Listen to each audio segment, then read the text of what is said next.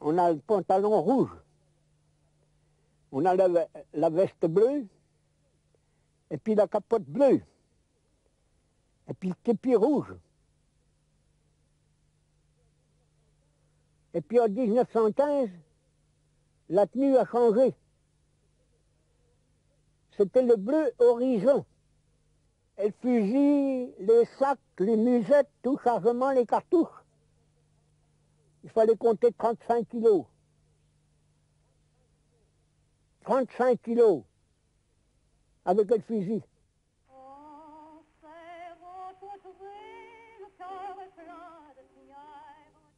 Au 26 mars 1918,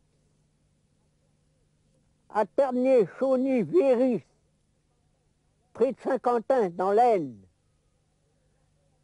que les Anglais avaient reculé de 17 kilomètres.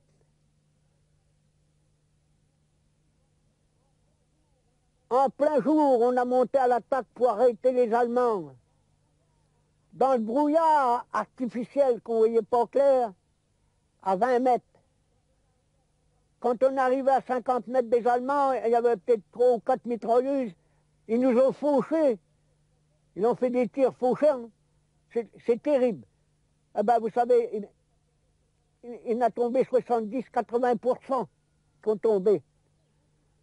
Le petit Coutard était blessé. Étant blessé, on était peut-être, je sais pas moi, 70-100 mètres des Boches, des Allemands. Il ne pouvait pas marcher, il me dit, mon vieux Sponneau, tu ne vas pas me laisser là? Ah mais il dit non, parce qu'il y avait une petite tranchée de repos. Comme j'avais peur que les Allemands attaquent et qu'ils me fassent prisonnier, eh ben monsieur, j'ai dit au petit Coutard, monte sur mon dos. J'ai mis mon fusil avec ma bretelle sous mon bâton, je fais les 100 mètres, près de 100 mètres, en rampant. Avec le petit Coutard sur mon dos, monsieur.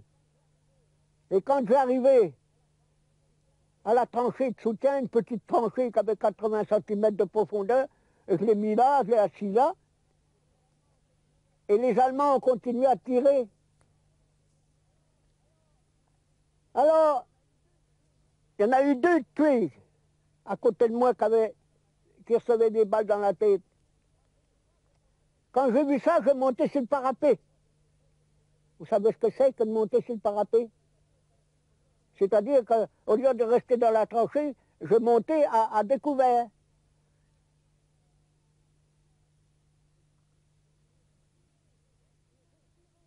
Et j'ai tiré jusqu'à ma dernière cartouche.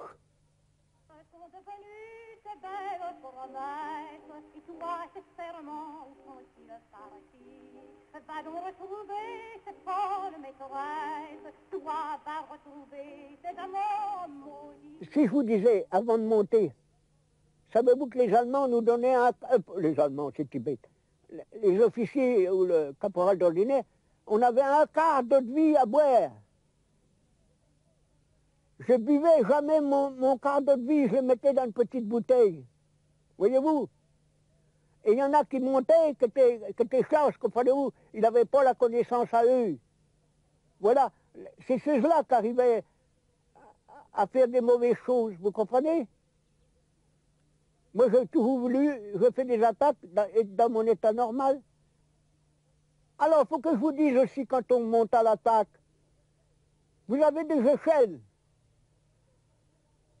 Et quand vous montez à l'attaque, c'est le commandant de compagnie qui monte le premier. Il a le revolver dans la main. Et puis il dit au sous-lieutenant, montez. Et c'est pourtant la vérité. Et le sous-lieutenant dit au sergent, faites monter le caporal. Il a son revolver, il dit au caporal, montez.